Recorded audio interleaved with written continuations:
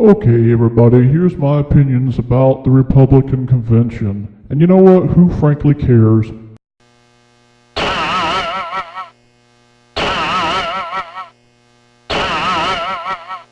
Yeah, that was the boing head, Ted Cruz. We must also be weary of the narrative that's being advanced by some in our own party. The notion that a Hillary Clinton administration wouldn't be that bad, the effects would only be temporary. You know, that it would only last for 4 and at most 8 years. They're not using their God-given brain to think about what they're saying, because it won't be 4 or 8 years, because she will be appointing people who will have an effect on us for generations, and America may never recover from that. That's what we have to be thinking about.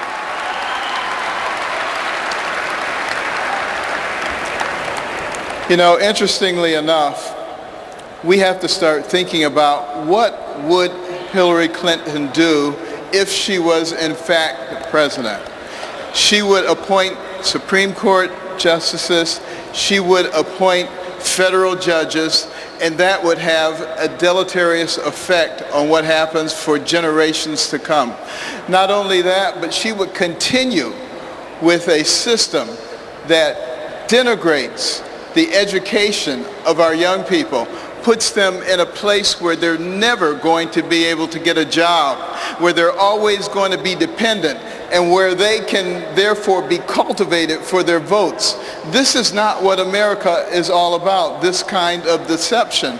And this is what we, the people, have the necessary obligation to fight.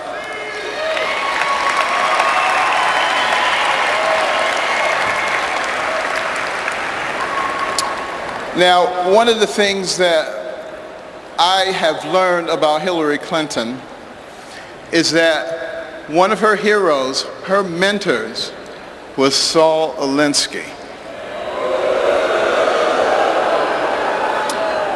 And her senior thesis was about Saul Alinsky. This was someone that she greatly admired and that affected all of her philosophies subsequently. Now, interestingly enough, let me tell you something about Saul Alinsky. He wrote a book called Rules for Radicals.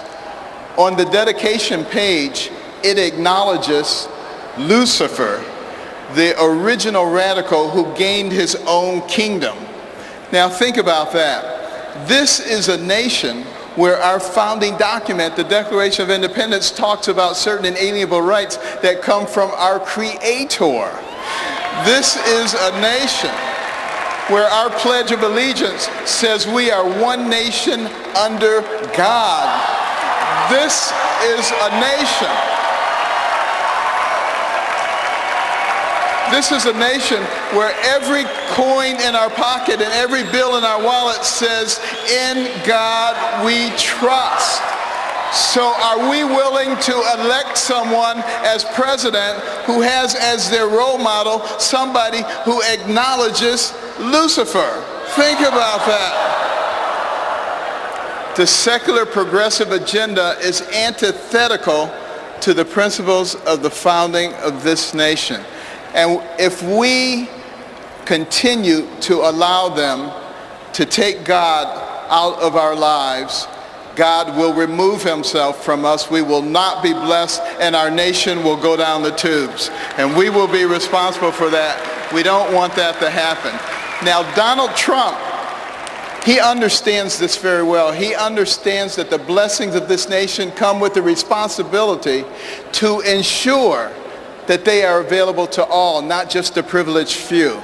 This is exemplified by his willingness to take on the establishment against all odds. It is evident in his passion for the American worker. It is found in his desire to put his considerable skills to work on behalf of American interests, not his self-interest. I'm proud to support Donald Trump, an extraordinary businessman, the right leader for a time such as this.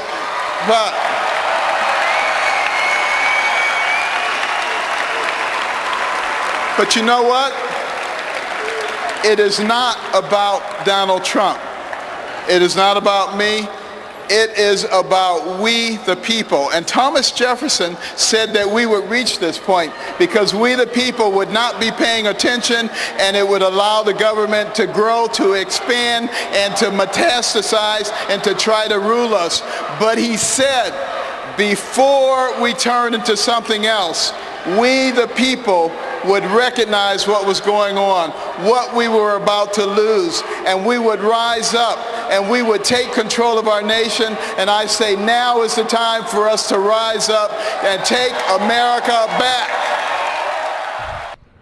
You know, I kind of wish that maybe Trump had chosen Newt Gingrich. He really is a very good competitor. But Pence, he ain't too bad either. 10 children, 3 Americans, and injured over 300 others. 2 weeks ago, almost 300 people were killed and more than 200 were wounded in bombing attacks in Baghdad. 2 days before that, radical Islamists in Bangladesh killed 20 hostages, including 3 American college students. A few days before that, at the Istanbul airport in Turkey, ISIS attackers armed with guns and bombs killed 44 people and injured hundreds more. Last month, a radical Islamist in Paris stalked a French police officer to his home, where he murdered the officer, tortured his wife to death in front of their 3-year-old son, while streaming it all on social media. He was pondering out loud whether to kill the 3-year-old when he was killed by police. 2 days before that, an attacker pledging allegiance to ISIS killed 49 people in an Orlando nightclub and wounded dozens more. All this in just the past 37 days. We cannot let ourselves grow numb to these accumulating atrocities. One analysis estimated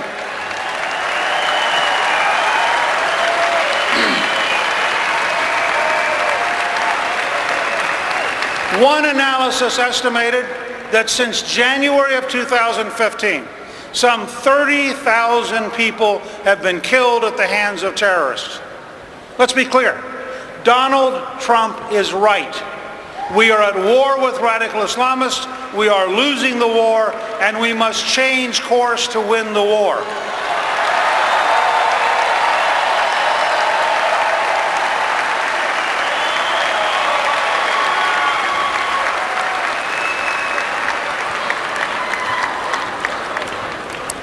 Let me be very clear, because I know the news media will do their best to distort this. We have nothing to fear from the vast majority of Muslims in the United States or around the world. The vast majority are peaceful. They are often the victims themselves. They are people we'd be happy to have as our friends and neighbors. The challenge is when even a small percentage of 1,600,000,000 people support violence against those who disagree with them. That is still a giant recruiting base. For example, Pew Research finds that only 9% of Muslims in Pakistan view ISIS favorably. Unfortunately, 9% is 16 million people. And that's just one country. So the truth is, although we are losing the war with radical Islamists, we have been very lucky. The danger we face is much worse than the horrors that happened in Germany on New Year's Eve when 1,200 women were assaulted. It's worse than what's happening in France, where there are stabbings of Jews in the streets, and the nation's security chief warned recently that Europe is, quote, on the brink of civil war. It's worse than what's happening in Israel, where average citizens fear for their lives. Newt Gingrich painting a very dim view of the future and stoking fears of terrorism in his remarks here to this convention, but everything seems to have been overshadowed by what occurred just before we went on the air as Ted Cruz offered a non-endorsement calling on people to vote their conscience, which set off some angry demonstrations. Okay, they're telling me we're almost out of time, so hey, I've got to try to be fair even if I haven't been to the country.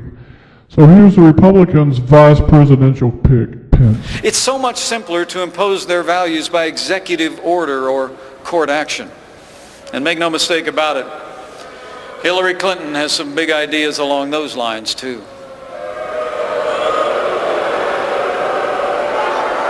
As this election approaches, every American should know that while we're filling the presidency for the next 4 years, this election will define the Supreme Court for the next 40.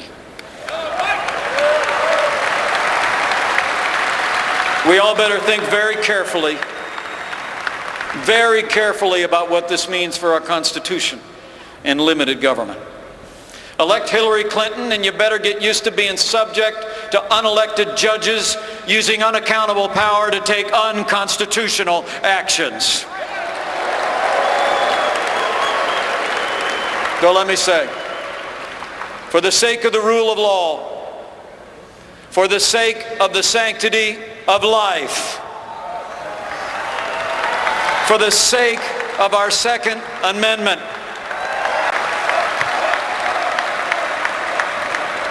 and Hillary Clinton's record on foreign affairs gets even worse. You know, it was Hillary Clinton who helped undo all the gains of the troop surge, a staggering failure of judgment that set ISIS on the loose. It was Hillary Clinton who instigated the president's disastrous agreement with the radical mullahs in Iran.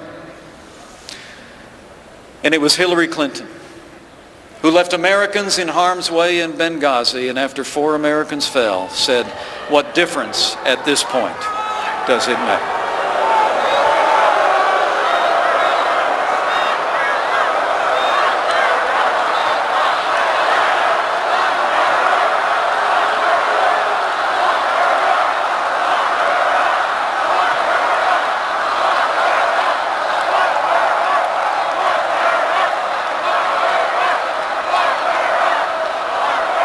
As the proud father of a United States Marine, let me say from my heart, anyone who said that, anyone who did that, should be disqualified from ever serving as Commander-in-Chief of the Armed Forces of the United States of America.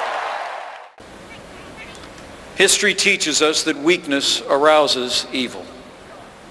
Hillary Clinton and Barack Obama's foreign policy of leading from behind, moving red lines, feigning resets with Russia, and the rise, rule, and reign of ISIS are a testament to this truth of history. We cannot have 4 more years apologizing to our enemies and abandoning our friends.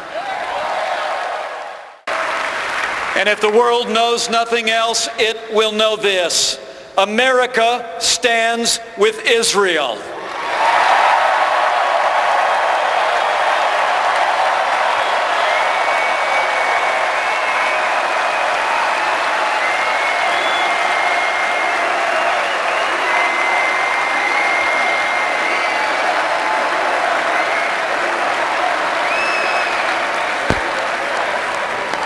You know, if you looked at the calendar this morning, you might have noticed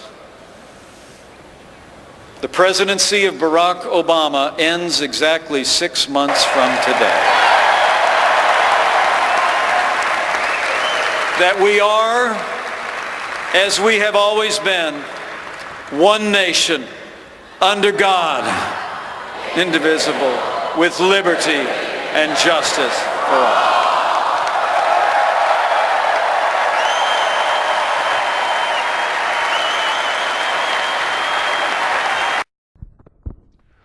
I know I didn't get to say very much, but hey, you can go back and watch me on my other videos I've posted already. Yeah, I'm not saying I'm leaving, folks, but I can tell you honestly, the Republican ticket is something to watch, because I guarantee you, Hillary can't get herself out of this hole. She made it for herself, and you know what? I ain't doing nothing to pull her out of it this time. She's on her own, folks. Just like George Bush said. Bye.